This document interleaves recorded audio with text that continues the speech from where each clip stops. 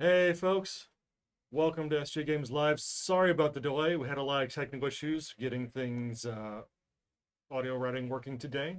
A lot of computers didn't want to cooperate, I'm but blaming the rain. sure, the rain. But we are here.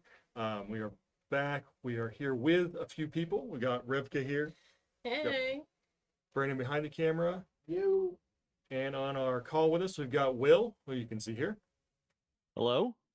And not to see, but you can hear Devin somewhere in I'm Devin. on the cold north. There we go. And Will and Devin are Munchkin developers, so we're going to be talking to them about that today. First, we're going to check in on the Big Box campaign, which you guys again have been just knocking out of the park. We come up with some new stretch goals. You guys are rapidly approaching all of them. So where are we at? We are at $817,000 and change, and over 5,600 backers, with 2 weeks left to go. The what's the most recent stretch goals you guys have done since last week?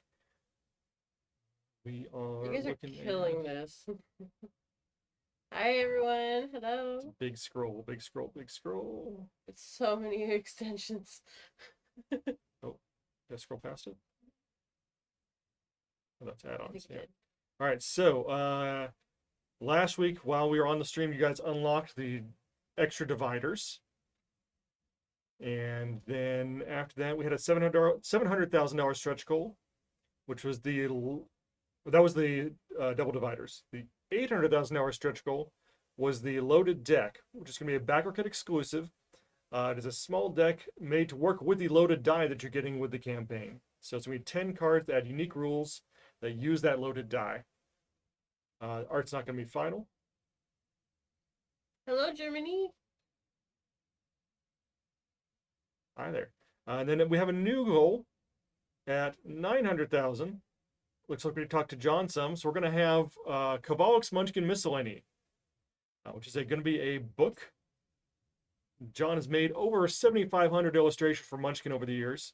And he's going to go through, he's going to curate this project. He's going to go through and find some of his favorites and some of the ones he thinks are most notable, and the ones he thinks are best for this book. And he's going to put them together and talk about them and do some other stuff. Looks like we are looking for it to be a 28-page book, at least 28 page. We might be able to get up to 32 or more. So that is the next upcoming stretch goal for this campaign. If you're not sure what campaign we're talking about the Munchkin Big Box, which is a big Munchkin collector set. So it is a big box, the size of our old Munchkin monster boxes. So I believe it's like 10.5, right? Roughly this size, 10.5 by 10.5 by about 4.5. It'll hold about 2,000 cards, and it's going to come with over 650 cards. You're going to get the core set of Munchkin, Munchkin 2, and Munchkin 3. And 6. And Munchkin 6, which is double dungeons, adds the dungeon expansion. Munchkin Bosses, which adds boss fights. And Munchkin Side Quest 1 and 2, which add side quests to the game.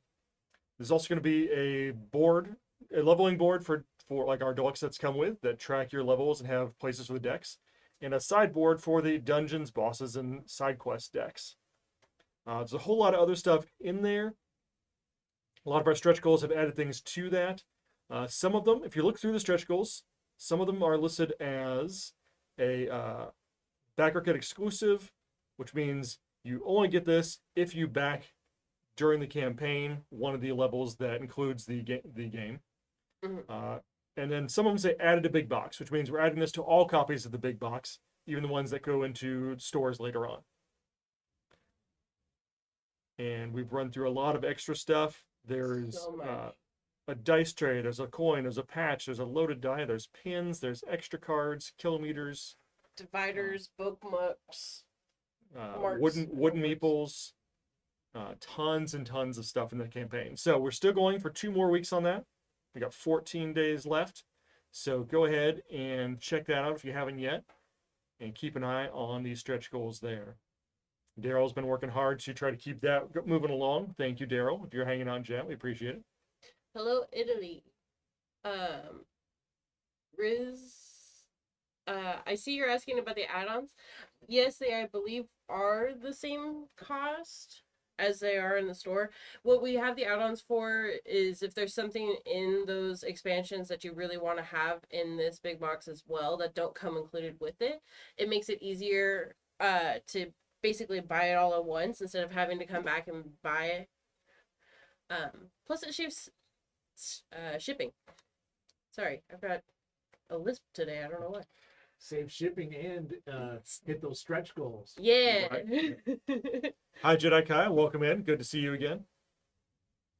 You mentioned the other day the game is currently 9,000 plus cards. Any chance we see a database in the future? Just the info, no art. Probably not. There's a lot.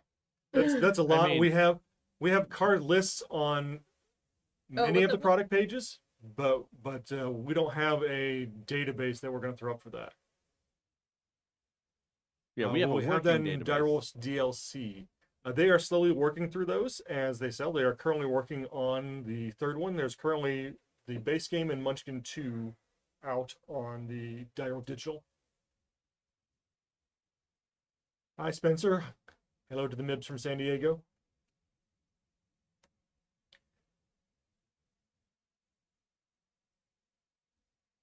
All right, if that's all of our opening questions, it looks like it. Thank you guys for bearing with us and still hanging out, even though we took a little bit to get started. Will, what is your official title here? For this project, it is Munchkin Line Editor. What's going on? And Devin, what is your official title? Officially, the Munchkin Associate Developer. There we go. It's changed so much over the years. Munchkin Associate Developer. And basically what that means is that the two of you guys are largely responsible for moving Munchkin projects through day to day and getting stuff done on them. Writing writing sets, them. card ideas, Yeah. Yep. doing the playtesting. I know, Devin, you ran a couple of the Shadowrun ones, which we can talk about now, and some other ones for us over the last year or so here.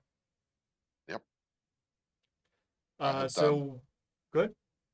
I've done most of the Munchkin playtesting for about a decade now. Yep. So what is the first Munchkin product that each of you guys worked on in some way? I worked on. I'll go first because I worked on something first. I don't remember because if anybody's unaware, I've worked for the company twice now.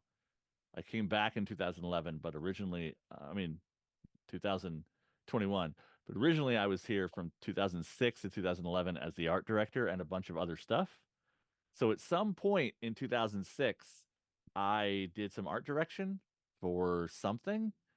I think Munchkin Impossible was being Impossible's right colored around then, yeah. when I first got here.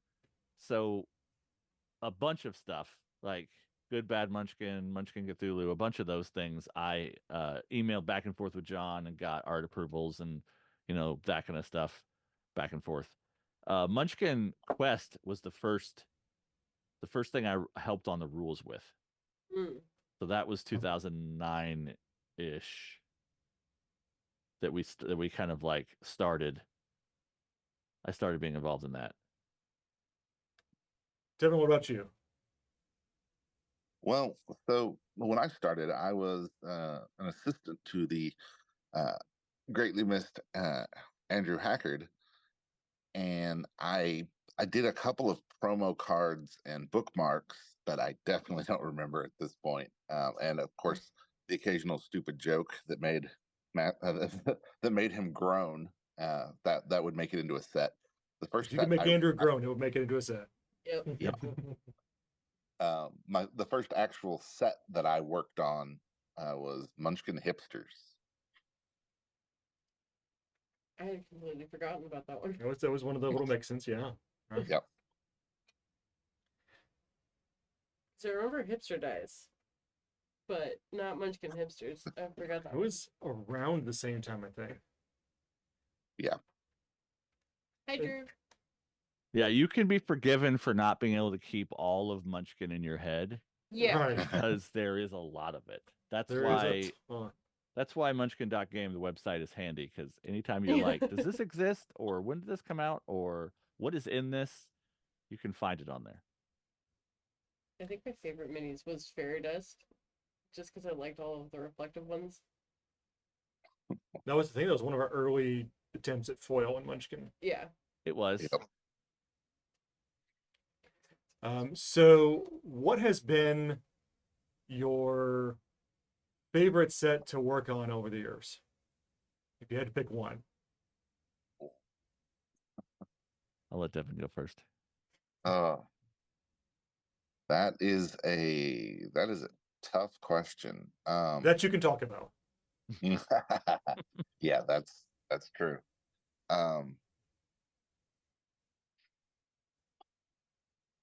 Honestly, I like it feels a little obvious to say this, but I've had a lot of fun with Munchkin Shadowrun. I got to fully immerse myself in the world of Shadowrun and do everything I could to make it Munchkin. And so, Catalyst was very, very gracious and let me kind of do just about try whatever I wanted. So that was a lot of fun. I liked a lot of the things we saw in playtest that, even though there were several very different versions we went through, and I don't know which one ended up being the final. So I'm interested to find that out. But yeah, there was a lot of really interesting stuff, like trying to make Munchkin feel Shadowrun Mhm. and Shadowrun feel Munchkin, and there were some really clever things in there. I feel like, and I don't know which ones end up getting used, but I thought there was some really good stuff in it. It's like Shadowrun's gonna be a non-new game for you too. A lot of things are like that. It's when we're trying out new mechanics for games, especially if you're heavily involved in playtesting, and then you don't see it for like once that's all locked down, it's just okay. Now we're just doing art and production and printing, and then you come back, you're like, oh yeah, playtesting. How does it work? I'm like, I don't remember. I'm sure that's true for you guys too, because you have like so many versions bouncing around. I do a pretty Interesting. good job of keeping track of the most recent for my own things, but yeah, when I playtest somebody else's thing, I can't remember which version was the final version or not. I'm going to address a thing from the Oh, chat real quick. Arcadio Force says, I saw a solo version of Munchkin. Would you consider adding such an option to the big box? Solo or co-op was such a great addition. So the only solo version of Munchkin we've ever had is Andrew was brainstorming in a blog post during COVID and said, I suppose if you wanted to try solo, you could kind of do it this way. That is the only thing resembling solo Munchkin rules we have is musings in a blog post somewhere. It was never play tested. It was just off the top of the head. And so probably not going to be in any official rules. People have asked for a lot of years for a 2-player or solo Munchkin. And the best we've ever come to that was we did the Munchkin CCG, which was kind of a way to duel a Munchkin kind of game with each other. But as it stands, it just doesn't work as a 2-player game. We've tried a lot of things over the years, and sticking with the Munchkin game itself, I mean, you guys come out on this too, but we've not seen a way to do it where it plays well as a 2-player or solo game. There could be ways to do it eventually, but that would change what Munchkin is, right? Like Munchkin is so much about the backstabbing your friends and the trading and bartering when it comes to helping or not helping and all that kind of stuff, that solo wise you lose out on a lot of that social aspect of the game entirely. Well, a lot of the mechanics in there, like there's a whole bunch of stuff. Like you Yeah. can basically use the Munchkin cards to make another game, but you can't play Munchkin. Mhm. Yeah. Now that's not to say we won't ever do anything like that. The specific question about putting it in the big box is not intended to be something completely brand new for like game mechanics wise. It's meant to be more of a celebration of the age of Munchkin and a jumping in point or a collector's point for anybody who's interested in Munchkin. So we wanted to keep it basically stuff that we'd already published and or the basis of the game, like bosses and side quests and dungeons are all things that we have established and we know how they function. If we were going to try to build something like a solo Munchkin for this product, it would be a large, intensive development process that would kind of sidetrack what the purpose of this box is. We'd have had to start it last year too. In order for it to be done for this campaign, yes, we would have had to start it years ago. Yeah. Let's see. Beth Lewis says, "Hey Devin, hey Will. Will there be a re-release of Spike and Flower Ponds? Not the Shakespeare version, the normal version. Don't know. Right now, I think we're looking at meeples for the current set. Yeah. And as far as those ponds, they've been out of print for a while. We take note of people requesting things like that, but I don't know that we have anything on the schedule anytime soon. It would be cool though. RKD04, I think, was asking, will there be something like that card that said when extra bonus if signed, maybe like it was from the Kickstarter? Like a special Kickstarter promo? There are going to be promos reprinted into cards in this set. I don't know what the specific ones are going to be. Mm-hmm. There's also going to be some brand new bookmarks, but Yeah. so far none of them that we've designed are if someone signs it, then you get some sort of bonus. They're much more they're much more general use.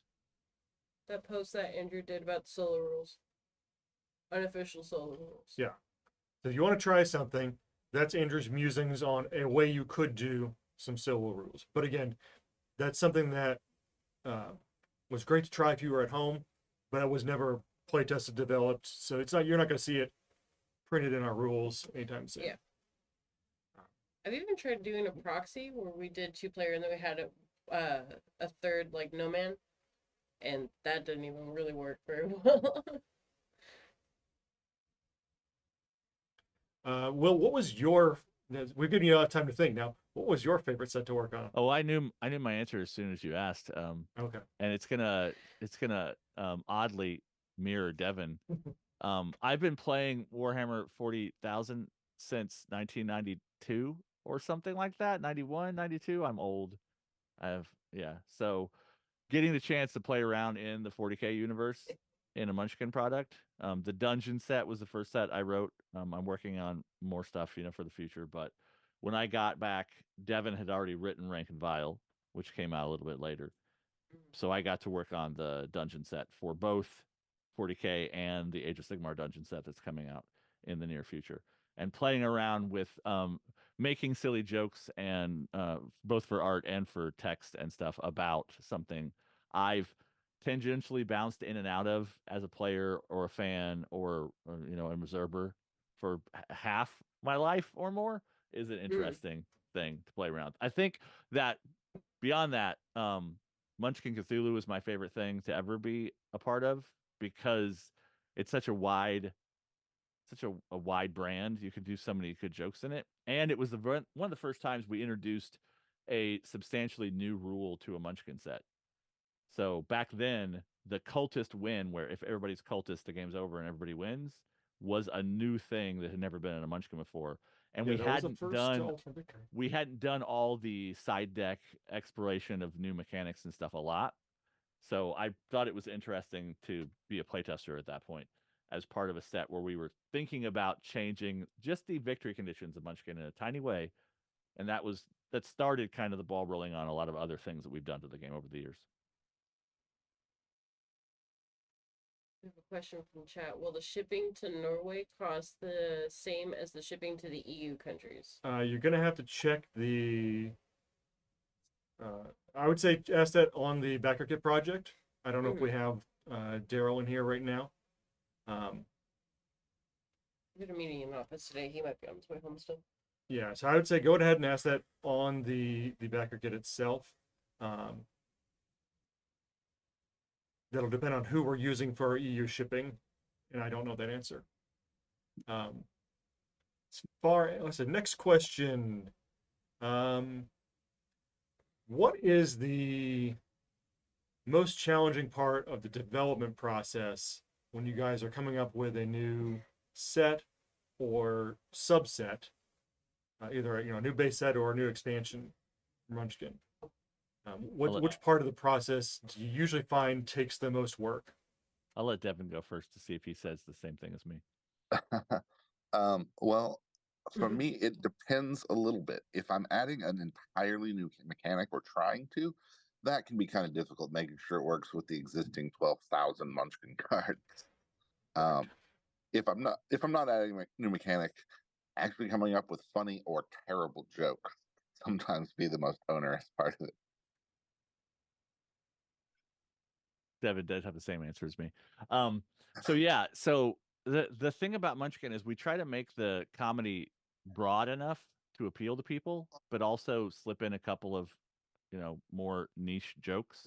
Really specific to the genre of the set. Yeah. So trying to write jokes that aren't just what's funny to me, right? Like, oh, I watch all these YouTube videos about this weird topic. That'd make a funny snake joke. Like that doesn't mean that the vast majority of people in the world will think that is funny. So yeah, often coming up with it's usually the last like 10% of a deck, right? If you have to write 56 cards, a lot of the cards will just jump out at you as terrible puns and those kind of things. If you're like, well, this is obvious things that go in the set. But then when you get on those last like 15 cards, you're like, okay, I've used everything obvious and I've already excluded these kind of weird specifics that not anybody would really understand broad enough to be in a Munchkin set. So what are the last few cards? And that's where the hardest part of like the joke writing a Munchkin comes into it. Mm-hmm. Looks like Cthulhu 2949 has a couple of questions for us. So for Will and Devin, is there a master PDF file they search through to make sure they are not making a repeat of another card? Well, that's funny because the database that we were talking about earlier, we use a program called FileMaker that is a database program. So every single Munchkin card in there is its own file. And in the standard non-licensed database, there are over 10,000 cards. And we can search by anything. It's much better than a PDF. So we can search by card type, card name, individual text, all kinds of stuff.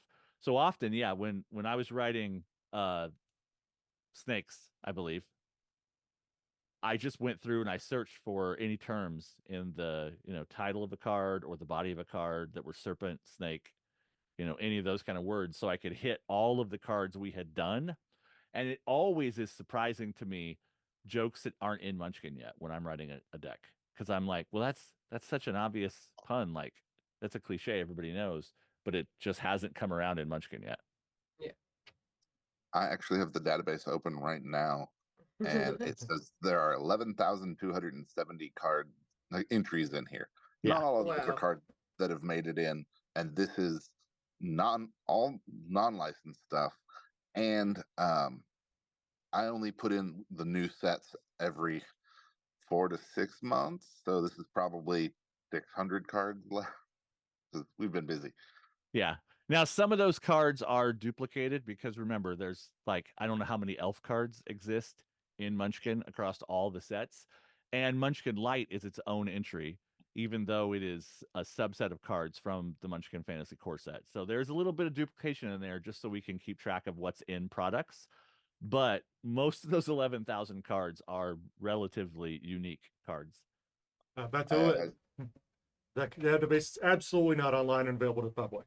No. No. This is a private internal tracking system that we use Yeah. to do this. There's not formatting. Like this is not something that we could even easily put online. Yeah, without- it's a development tool. It's for writing cards and then creating playtest sets. It's not for like a card collection system like that or anything else that you might want to use it for. Maybe someday we'll have one, but that's a lot. Like Devin just said, But- over 11,000 cards. But no promises. Yeah. No.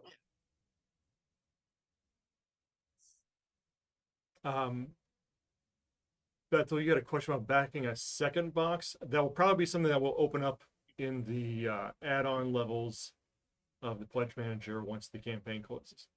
Yeah. If you're talking about a second retail version of the big box.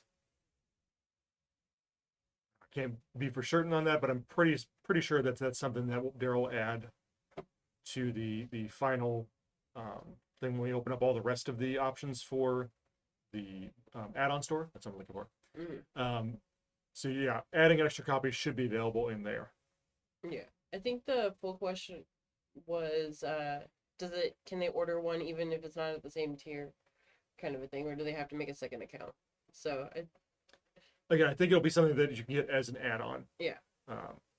Daryl can correct me on that if he has a minute, if that's not going to be the case. But there's only one tier. Yeah. It's I think it was also specifically, if you got a second box, would it also include all the Kickstarter stretch goals duplicates? probably not. I would suggest if you do want that, then you need a second account. Daryl just responded, yes, if you want an extra copies of the Munchkin Big Box after the campaign closes, they will be available. If you are a $1 pledge, you will have to upgrade. Those who select the 125 can add more. Yeah. And as far as a whole extra set of the BackerKit exclusives, that's probably going to be something that's tied to your backer level. So at that point, you probably would need a second account. Again, Daryl can correct me on that if he has other thoughts on that. Let's see. Favorite. $1 backers will not have access to any items from within the box either. Yeah. So just the normal add-ons, not the big box itself. Of course. We're happy to answer any questions you guys have if you have any others. Especially if you have questions for Will and Devin. Yes. Yeah, feel free to ask campaign questions here or in the comment section of the BackerKit page, because then other people will see the answers that are given when they're looking for those kind of things, and Daryl can use plenty of text to clarify what's going on. So we do have a question from chat. Splodes Official says, not for this project, but for the general public use, will you ever do a Munchkin compendium book that features every rule from the current Munchkin games? Again, probably not. Well, we're doing something similar to that for Big Box. It does incorporate the bosses, the dungeons, and the side quest rules into the core book. And it has a little bit of an add-on for the kilometers, because normally the kilometer packaging is also the rules for the kilometer, but this is coming with kilometers that are not packaging anything. So there's a little call out in the box rules that say, this is what a kilometer is for. It would be a bigger project to consolidate every single thing, because remember, you've got powers and you've got all the variations on race, class, accent, all those kind of things. It would be a pretty big document, and it would probably have to only live online, because printing it would be out of date as soon as we put out a new set that had anything barely new in it. But that's another one of those. That's another one of those no promises, but yes, we've got the kilometers have Munchkin rules. thingies. We've got the Munchkin thingies PDF that has quite a lot of the rules That's and true. differences, things in It's it. a free PDF on our store called Munchkin Thingies. Yep. That has a lot of the additional rules in it. Will there be more kilometers as add-ons, like one for each player? Generally, I mean, there might be more as add-ons. You don't really need more than 2 kilometers, because they're designed to track the player side and the monster side during a fight. So you could really just start up a fight and put 2 of them out there. You could, I suppose, use one for each player and just have them keep a running total of all their stuff. Mm-hmm. Some people like to do running totals, but I like for baseline, we wanted to put 2 in here, one for when the numbers get big, one for the monster side, one for the player side. Yeah. But there may be extra ones on the add-on store. And you can still buy a few of the existing kilometers, Shakespeare, and there's a few others. So if you do want more just kilometers, just a thing with 2 numbers on it that changes. You can still buy them for other sets that aren't necessarily core Munchkin. Mhm. Yeah. Yeah.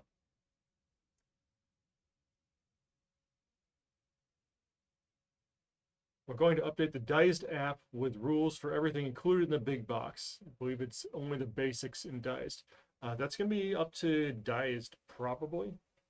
Well, but the Dice product is also a how to get started with Munchkin. So it focuses on the core box because Yeah, it's an supposed intro to teach tutorial. you how to play the core box. So I don't know if we'd ever want to expand it to say if the big box is your entry point to Munchkin, here's a starting thing. Because a lot of what's in the Dice tutorial is covered by just the cards that are in original Munchkin that are in this big box. Mhm. Yeah. And I don't know that they're looking to expand it to kind of like dungeons and bosses, and you're starting to get into the realm of stuff there for teaching people new games is kind of Diced focus. And so I don't know how much they would be interested in getting into that if we were interested in trying to get it all in there. And again, that's a point of where you have to decide what is the point that we stop on that, because again, there's 9,000 cards, tons of rules. Where at what point do we say here's the line and stop trying to do all of it in one thing? Yeah, I'd rather Um, Diced covered it a separate dungeons tutorial and a separate, Super Munchkin tutorial and a separate Munchkin Cthulhu tutorial, because that way Dice is primarily designed for people who don't have anybody to teach them the game, and a lot of people learn Munchkin with their friends, so they don't Yeah. need something like Dice. But if you're coming in completely fresh, never seen Munchkin before, and you sit down and then you're fed a bunch of information that doesn't apply to the thing you're looking at, you'll just become more confused about it. Yeah, I agree. How about this? In all of Munchkin that you played or worked on, Will and Devin, what's your favorite mechanic that's been in the game? It can be run a specific card, it can be run a specific set. But if you have to pick one, or among your favorites, what is one of your favorite mechanics that's been in Munchkin over the years? I'm gonna let Devin go first again. How kind of you. Oh, let's see. There's Devin meet Bus. there's definitely a lot of interesting things. I mean, I've always loved the Munchkinomicon. The the spells in it and just being rude to your friends is really entertaining. Um, that would, I think, be my first pick, though part of that is I'm trying not to be biased and talk about the things I have written and added because I'm quite enamored of those. But I think Munchkinomicon is definitely top. Okay, I'm Will. gonna say something way more basic. I'm gonna say powers. Yeah. So original Munchkin, right? Races, classes, and then variations on that, impossible added accents, things like that. Some sets don't have one of those. Some sets have a replacement kind of thing, like Munchkin Zombies has origins and that kind of stuff. But powers is a parallel power set, rule set that works alongside all the other kinds of cards without replacing them. And it lets you mimic things in Munchkin that just standard RPG tropes of I'm a warrior, I go down the dungeon, I punch a thing in the face, don't really cover. Um, I'm especially favorable of it because when we got the Axe Cop license years ago, we were having a conversation about how could we do Axe Cop? What is Axe Cop? Is it this? Is it that? Could we handle it with races, classes, whatever? And I pitched the idea of powers as the way to handle Axe Cop because Axe Cop is a cop with an axe. And so if your class is cop and your power is axe, then you become Axe Cop. You could just as easily become Unicorn Avocado Man or whatever else happens to be in that game. And to tie it all in promotion wise, it's also an element of Shadowrun. because we thought powers worked better than classes as a Shadowrun thing because of all Yeah. the magic and tech and everything else you can kind of mix in a game of Shadowrun. Powers is in Shadowrun too. It's almost like doing a point buy system instead of a class based system. A little bit, yeah. Yes. Except we kind of mix the two in a lot of cases. Yeah. I think it's a really good system. It allows for those things where you want to have several different things you could be, but the rank keeps you from having too many per your level. It keeps within the bounds of what you're operating in.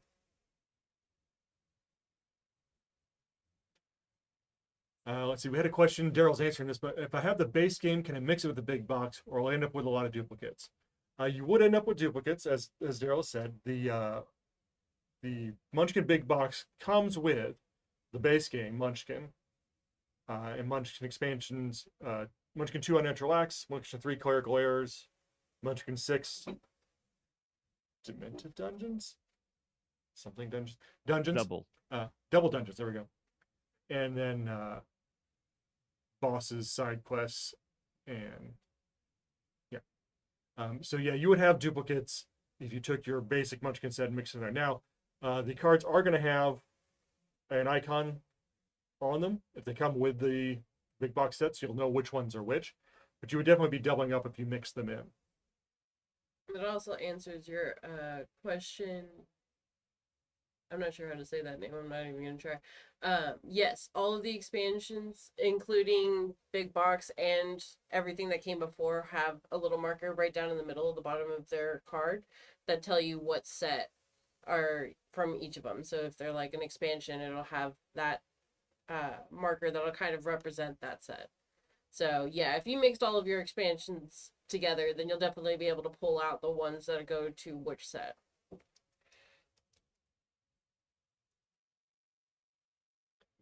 So here's one for the two of you guys, and we're going to have you answer first. You're welcome, Devin. Okay. So when you are coming up with an idea for a new set, aside from the ones that are licensed properties, because I don't know if you guys have been watching previous streams, but people have all sorts of ideas like, oh, do Munchkin this, Munchkin that, all of these existing properties. But we have to do them when because we talk about that. We talk about how licensing is a process and difficult, and they've got to be interested. So when you're not doing a licensed set, how are you coming up with the ideas of what to do? And I know that originally Munchkin was a parody on fantasy role playing. So how do you guys approach figuring out a new set? It depends on the set, right? So if we're adding a 30 card set like Munchkin Kittens, Munchkin Snakes, Munchkin whatever, that is just, we're not going to add any new mechanics because we're not going to put enough cards in, and we're going to try to limit it to mostly monsters and items that relate to those monsters in some capacity, joke wise, and maybe there's some tie-ins like this thing helps you defeat that thing. But if you're doing 56 or 112 cards, you have a lot more freedom to play around. So when Devin was working, I'm going to answer this question from Devin's perspective. So there. So when Devin and I were talking about druids, like the whole pitch of that set was, we haven't ever touched on that classic RPG concept of the nature wizard, druid. Shapeshifting is part of the D&D version of that, but not necessarily the only thing that druid means. And we had added other races and other classes to core fantasy Munchkin, but druids had been untouched, kind of. So we wanted to build a set around introducing a new class to core fantasy Munchkin. So that told us, that informed almost every other decision that was made about those 112 cards, because that was a set about druids. Whereas if we're doing something that we want to add more strongly a new mechanic to a game, then that's the touch point that creates all of the other decisions and choices that we make throughout the entire process. Now Devin can talk about a game I made, maybe. I don't know. Who knows?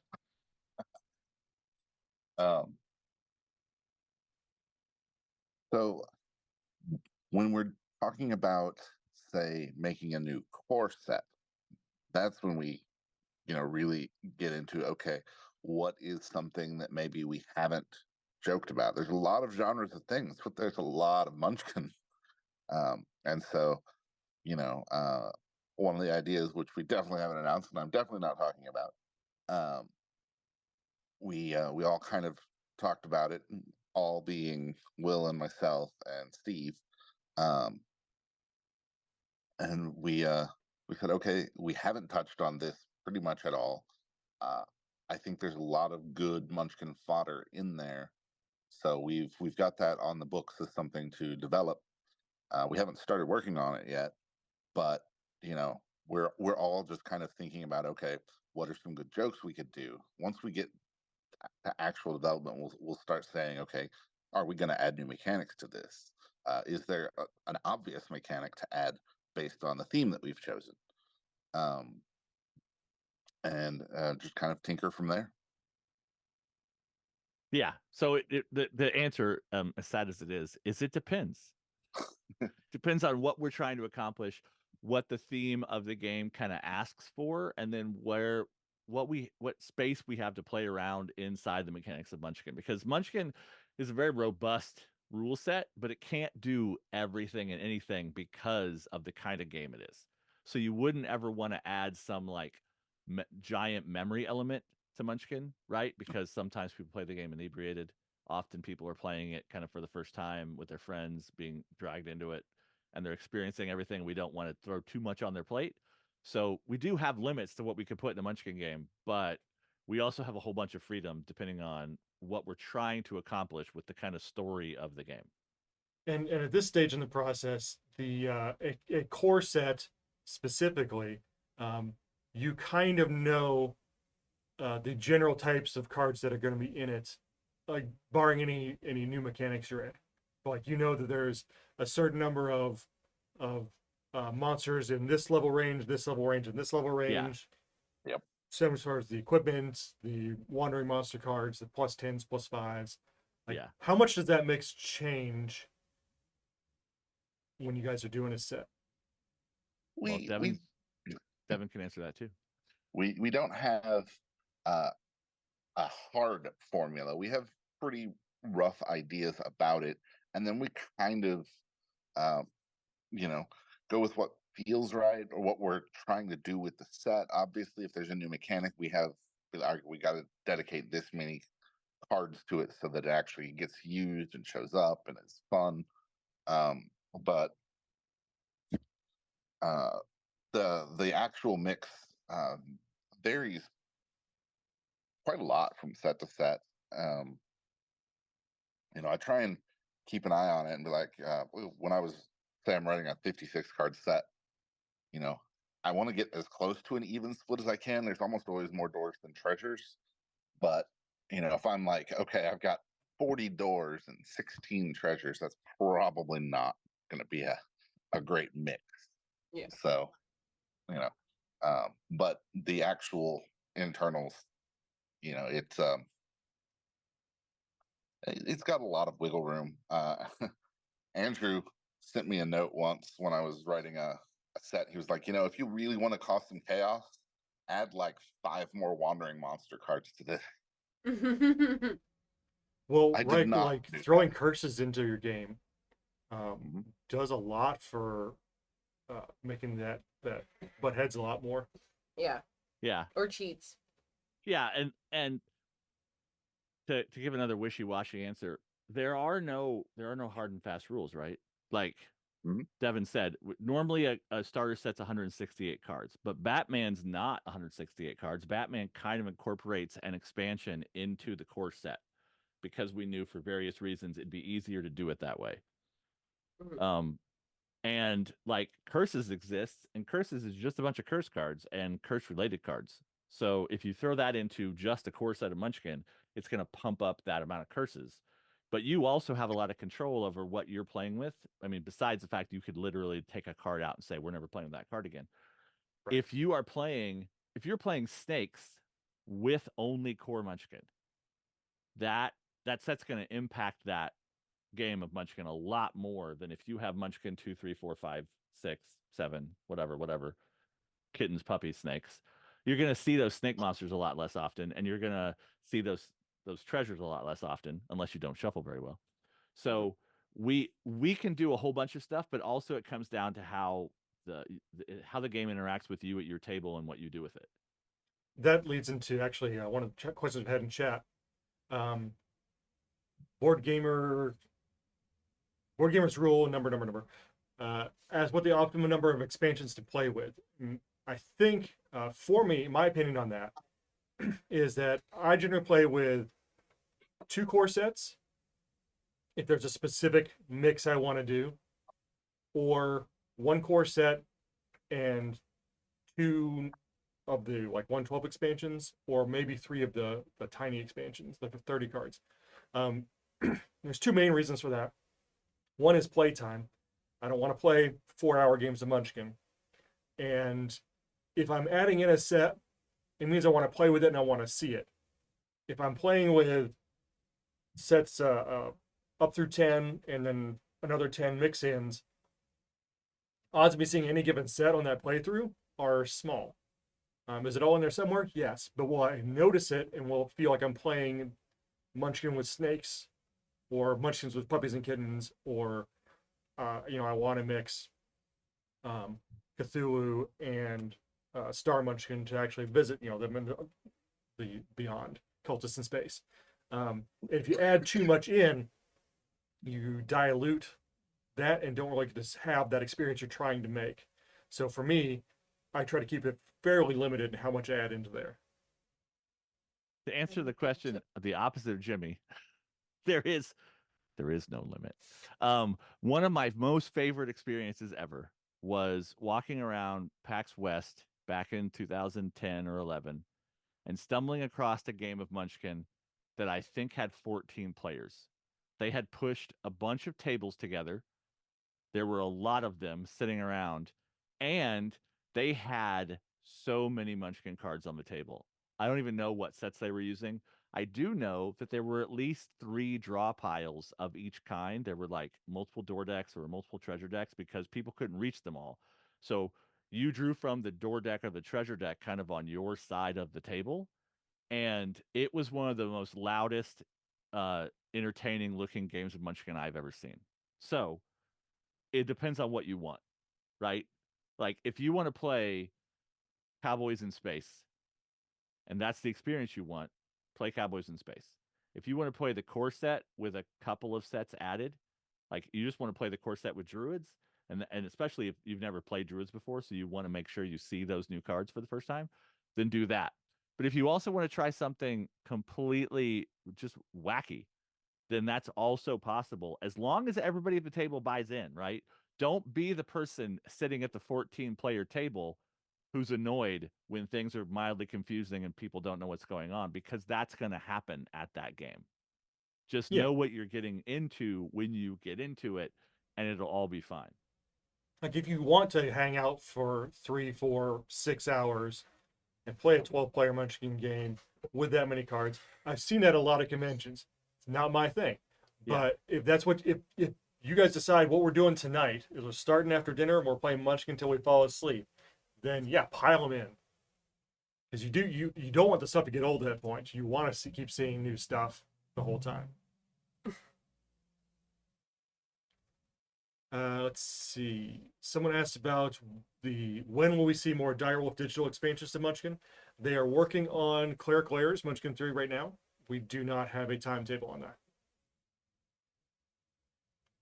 Yeah, every time we give them new cards, they have to bend the rules of the computer program a little bit, because Munchkin does that, right? In your own brain, when you play physically at the table, you're making all those adjustments for, oh, this card doesn't make sense now, or this card has a weird question.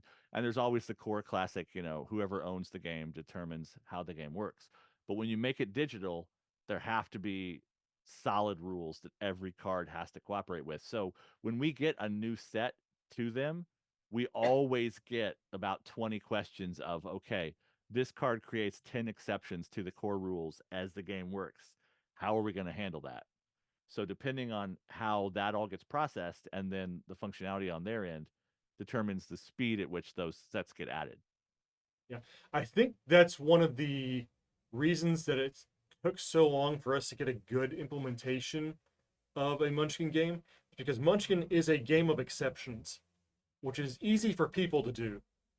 It's not easy for computers to do. Yeah.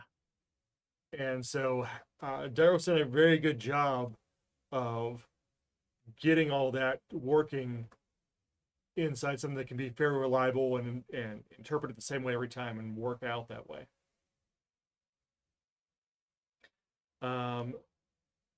So as usual for these streams, Daryl has gone through and found people who dropped out of the pledge level that had the colossal die. That was first 1,750 backers.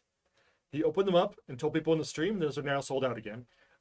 But he will do that each week. So we got 2 more weeks on the stream. He'll be doing that again next week. If we have any people who have dropped that pledge level, Daryl will open those back up during the live stream so people can hop back on and grab those slots. And that's the game that has the colossal D10 in it. It's That comes hiding. with it for the first 1,750 backers or those lucky enough to hop in their slots when they vacate them. Big chunky die. I feel like it deserves a good thunk on the table just to show, like, it's hefty. It's as big as your face. Yeah, just about.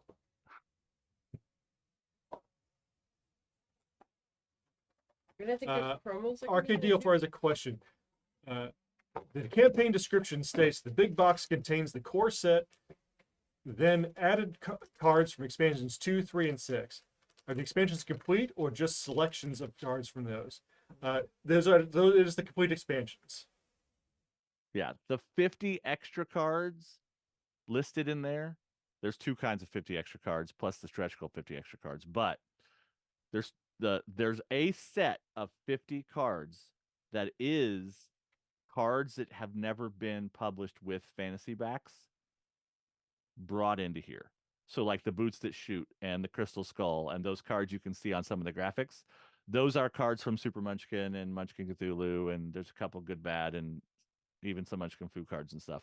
Those cards are guest starring in the big box as fantasy cards they've never been before. All the other stuff is the entire complete sets. Like you're getting all of Side Quest 1, all of Side Quest 2, all of bosses, all of number 6 and number 2 and number 3. Yeah. If we listen to And then individual bonus set, cards. it's the entire set that's in there. Yeah, I do not believe it will appear in its original tuck box just because of space concerns. But Right. those cards will all the cards from those sets will be in that game. Will we ever see Munchkin Digital for PS4 or PS5? I don't believe that Direwolf Digital develops for that platform. So if they ever change their development modes and work on PlayStations, then they may port it, but that's going to be a decision for them. Mm-hmm.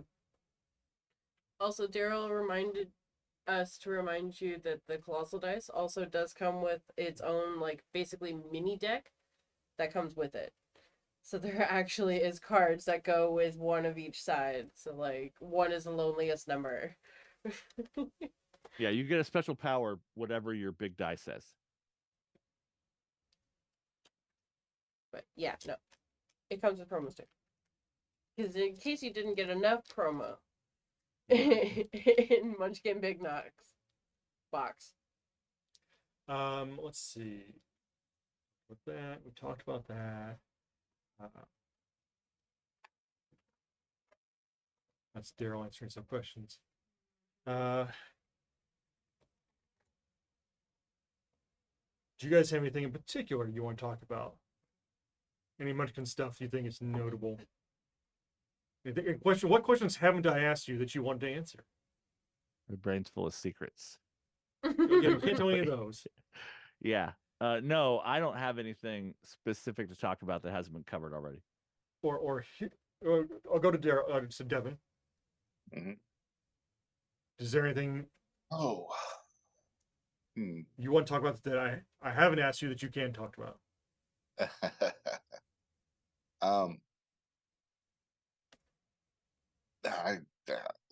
I'm with Will. I have a lot of things I can't talk about. I can talk about Munchkin Shadowrun since it's coming out and announced and everything, but I don't know if anybody wants to hear that. I'll do that, but I did think of a question. Okay. So, of the things that we can now talk about, what was the hardest secret to keep? The one that you really wanted to be like, and let people know. That's a pretty easy one for me.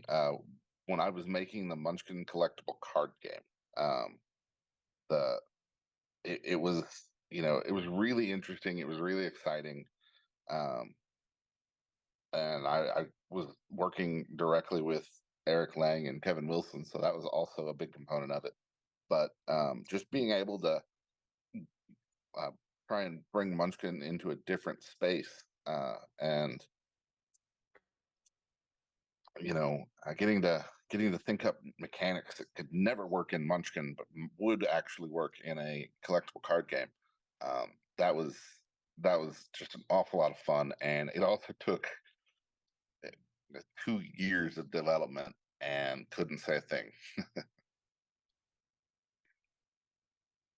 What you Mine's will. weirder. Okay. Munchkin Conan, Nice. because it was the first secret. We never kept Munchkin's secret before that.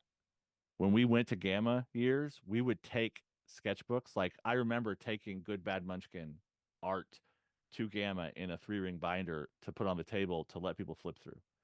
And we always told people, Steve's working on these themes, but he's not sure like which one he's going to have the jokes like drafted for. Because if anybody doesn't know, the very first thing of writing a full Munchkin set is often coming up with a list of card names and or at least card joke ideas if they aren't specific card names. And sometimes it's hard if you're trying to come up with 168 puns to a certain extent and you're working on 2 or 3 things at the same time, like Cthulhu versus space versus whatever. Sometimes your brain will be like, I have a bunch of Cthulhu jokes and I have nothing about this other topic. So we would often spill all kinds of beans in the past because nothing was secret, and we would just be like, it's all hype, I'll tell you about it. And then we started doing more and more contracts, and other people have secrets. So other movie studios and publishing houses and IP owners and that kind of stuff have secrets.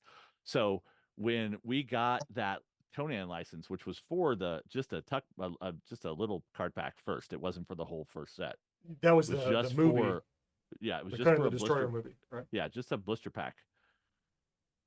Somebody came in and was like, okay, we can't talk about this. And I was like, wait, we can't talk about it? That's weird. We've never kept anything secret before. So that was like the very first thing that was and don't tell anybody that we're working on this until we announce it. So it became more and more of a task you had to do to work on Munchkin products, which was to not let anybody know anymore what you were working on. And we still sometimes tell people what we're working on, right? Like Munchkin Snakes is not a giant secret. So yeah, but for all the things that are especially contracted, licensed IPs, we keep all that hush hush because primarily they want us to keep it all hush hush. Yeah, that's largely how license works. Yeah. A couple questions. I saw one that asked if we'd be doing booster packs like Conan or the Guild again. We don't really do them in that foil pack format. Now we do those 20 to 30 card packs in the small cardboard boxes now. But that's our small expansions are those generally. I think we've gotten away from the foil pack booster pack format, partially because in a card shop, when you package things that way, people have assumptions about them. And we didn't want confusion on, oh, this is just a Munchkin randomized thing. No, this is just, don't buy 5. It's just the thing. So the putting out a hang tag in a small box that holds the same number of cards on the rule sheet is kind of where I've gotten to now for that small format of one. Daryl, I thought you weren't allowed. Nightbot said no. I just copied the whole thing. Sorry. Okay. I forgot to work on authorizing Daryl on the Nightbot. I'll have to do that. I saw another one. Someone's asking about preferences on what would you mix into the big box if all you had was the big box? What sets would you want to add to it personally? I would add anything else first. I would add anything else from Fantasy Munchkin that adds some sort of new race or class. Hmm. So most of the numbered expansions and a few of the others do that. So Druids is the most recent one Druids, that added something deranged. brand new. But deranged, half horse, there's a few other ones. For rangers Um, and steeds and Yeah, that add. So if especially if you're bringing Munchkin to a group of fantasy nerds, right? People that play RPGs but they haven't played Munchkin before, that's gonna speak to them a lot more strongly. If you're like, oh, and there's also druids and rangers and all these other things in the game, and it also mixes up the variety of what you're getting. So you're not like, oh, we're all dwarves right now, right? But I also really like the pick two things and slap them together to make it, like Jimmy was talking about earlier. Like the thing we used to always tell people like in the early days is if you wanted to play Firefly, if you wanted to be the crew of the Serenity, then throw Good Bad and Star Munchkin together. I mean, you kind of had Cowboys in Space, so you could kind of do that whole thing. see, I would do Good, Bad, and Cthulhu, like a Weird West kind of thing. Yeah, But yeah, it's very flavor. But I do like the idea of like if you have this one set, round out the fantasy set, get the steeds in there, get the other classes in there. Because whenever people ask me which Munchkin should I get if I'm going to get one, it's well, what's your favorite genre of role playing or media or other thing at this point? Because pick the one that we're making fun of because you're going to get more of the jokes, you're going to get more of the in jokes and the deep cuts, and you're going to enjoy it more. yeah. Yep. There's a question: is there a master list of the sets, expansions, and such that are fantasy themed? If it's not a specifically themed one, then it's probably fantasy. As far as I understand. Yeah, we use that as like a shorthand as basically what back they have. So the fantasy backs are the classic brown backs with the pile of treasure and the door, Right. as opposed to like Star Munchkin backs, Starfinder and all the Star Munchkin expansions have that sci-fi It's back like a blue back. effectively. Yeah. No, but Chris M, if you want a itemized list of that, I actually just typed that up for another gentleman who was asking in the help desk. So just email help at SJGames and just say, hey, I want that list. I can send that to you. Because I just happen to have it typed up. Yeah, also all the packaging always shows what card backs are in there. And Munchkin.game, like I mentioned earlier, you can search for anything, you can find all the stuff. So if if you go to the core set there and look down, there's going to be like a all Munchkin. Yeah. It'll have like each set that you're in, like Cthulhu or Star Munchkin or Supers. Munchkin. They have a section of the resources that says like everything under this line basically, and you can click that and get like the listing of all the ones that are tagged for that line. Yep. But generally, if it's not a specifically designated base set expansion, and it'll say on it, it's usually a fantasy backed.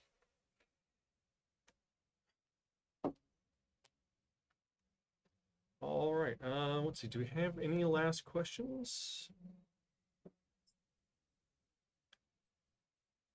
Play some games lately with plastic cards. That's something SJG has looked into. Honestly, don't know how I feel about them. Oh, like the waterproof cards? Like when you get a bicycle deck that's that waterproof, like clear. I was thinking like the original Gloom cards and stuff. Yeah, something like that. I would think if we were going to do that, it would need to be because we are doing something specific that needed those transparent cards for. So like, I don't think we've really considered it for much of anything. And just because of the, I assumed, increased cost for them, because it's going to cost more than paper for that sort of stuff. You'd really want it to be, we need this for a specific mechanic. So, have we considered it? Probably not seriously for anything that I've seen get off the ground. Because we didn't do that for Gloom, did we? No, because we didn't do Gloom. Gloom did a Munchkin Gloom. Yes. So I think they did it for that. Yeah, I can't. The only thing I could even think that would maybe like initiate us needing to do a clear or a plastic card would be like if we were doing like a poolside water world version or something like that, where we were expecting it to come into contact with constant moisture.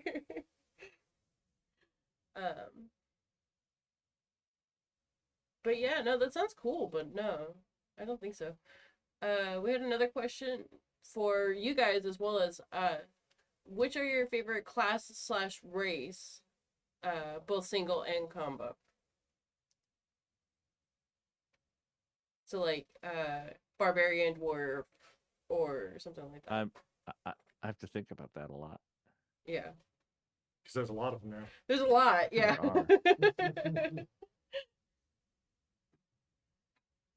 Devin, do you have an answer off the top of your head? Oh, I definitely don't. Okay. There's so many. I'm gonna go with halfling because you can buy levels cheaper, so you can Yeah. get closer to winning faster. Also, that turns treasures that you don't have a use for, like if it's an elf only treasure or if it's an extra hand you can't carry, that boosts up the power of those treasures. And then how about just warrior because you win ties, and that's always That +1 can make the difference a lot of the time. Yeah, That's all- especially yes, it's- against the bigger ones. it's technically a +1, but it's a very important +1 when it matters. Yeah. Unless you have a thief sitting to your left, and they backstab you. Sure, sure. How about you, Devin? Oh, yeah, there's so many. I really like what I got to do with the druid. The druid is really fun. With the ability, the shape shifting ability that kind of lets you has 3 different abilities that you choose from. It's a really versatile class. Mhm. As far as race goes, I'm always an elf if I can, because getting that extra level for helping is just wrong. Yeah. I tend to like elf and halfling. As far as class goes, I've seen a lot of people use cleric pretty effectively, but that's it's not my thing because it's really relies on what goes to those discards. I think I generally like the wizard option to be able to dump those cards to just steal all the treasures from monster, Hmm. or just get away, or soak everybody's hate on something and then just run, automatic escape, and then come back the next turn after you've gotten all those cards out of there. Yeah. I'd have to say halfling elf as well, just because I like the be able to sell for extra levels and that extra level whenever you help in combat. Dwarf is nice because you get that extra hand size and big Yeah, items, too, that's though. true. You I- did I get pretty do. OP with dwarf. You can We- can have a lot of extra stuff holding out there.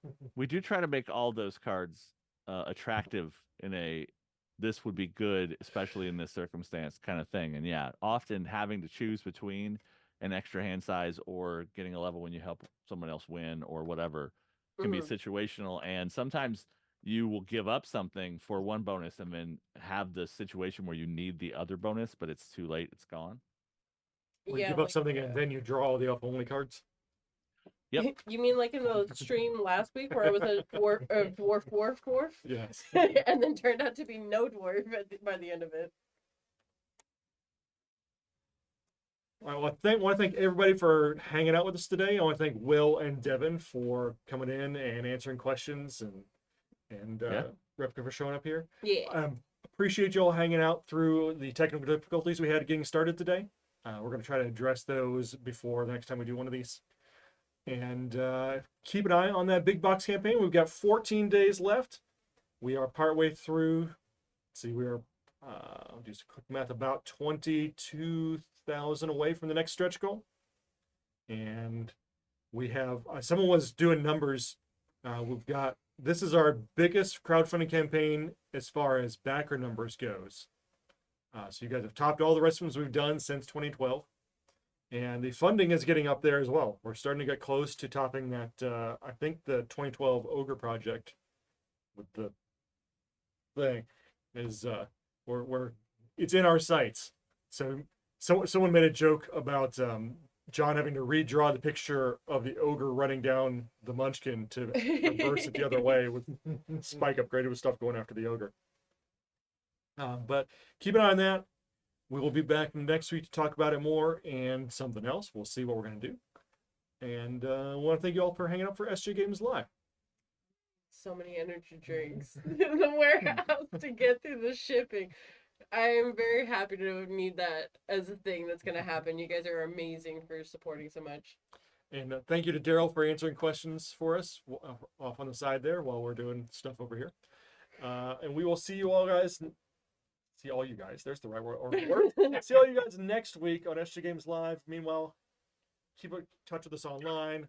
Come join our Discord, hang out, Yeah. and we'll see you guys in a week. Take care, folks. Bye. Bye, guys.